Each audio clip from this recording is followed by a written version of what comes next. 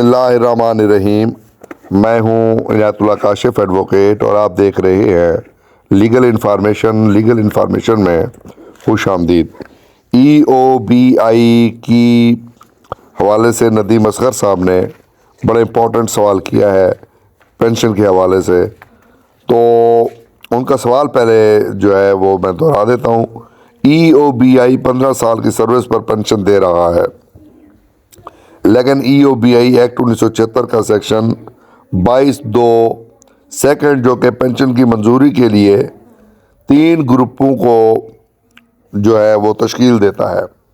पहला ग्रुप ये 18 साल से 40 साल की उम्र के अंदर है और इसमें 22(1)B के लिहाज से 15 साल तक की शराकतें और तमाम कंट्रीब्यूशन काबिल अदायगी हैं।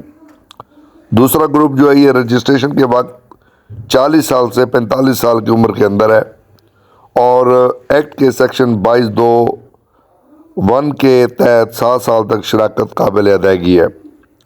और तीसरा जो ग्रुप है वो 45 साल से ज़्यादा, रजिस्ट्रेशन के वक्त किसी मुलाजिम की उम्र उसके 5 साल की मुद्दत के लिए है और जिसका कंट्रीब्यूशन अदा करना है। इन तीनों ग्रुपों के मुताबिक पेंशन क्यों नहीं दी जा रही? कोई भाई जो इस पर माहिराना राय दे सकता है तबसरा करें। बहुत शुक्रिया।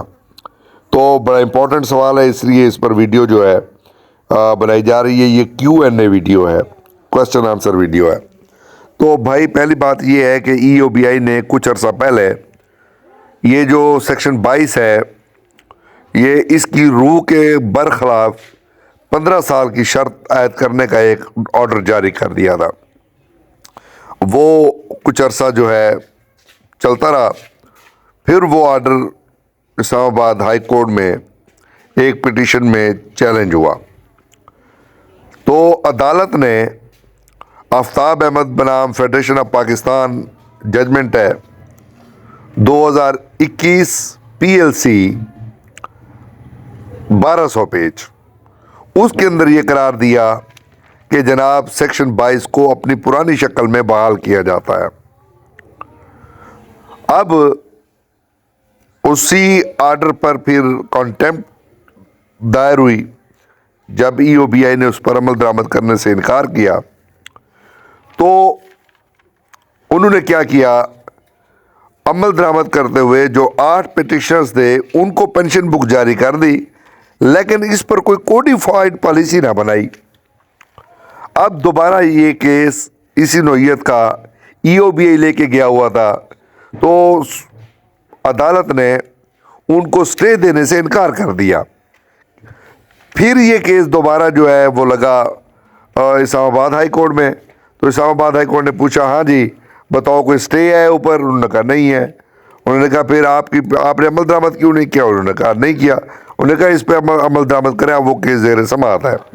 तो इसलिए इस केस पर अमल दरामद जो है वो उसमें रुकावट जो है वो EOBI बना हुआ है, वगरना अदालत के अहकामात की रोशनी में सेक्शन 22 जो है वो बहाल हो चुका है। आपकी ये जो बात है आपने बिल्कुल बजा जायज़ और सही बात है, इसमें कोई दूसरी बात नहीं है। EOBI जो है उसको इस आर्डर पर अमल दरामद करना पड़ेगा। EOBI के पास इस आर्डर पर अमल दरामद किए बगैर कोई चारा नहीं है, क्योंकि अदालती अहकामात है और EOBI आज नहीं कल, कल नहीं परसों, ये जो पैराग्राफ है इस पर अमल दरामद होकर रहना है।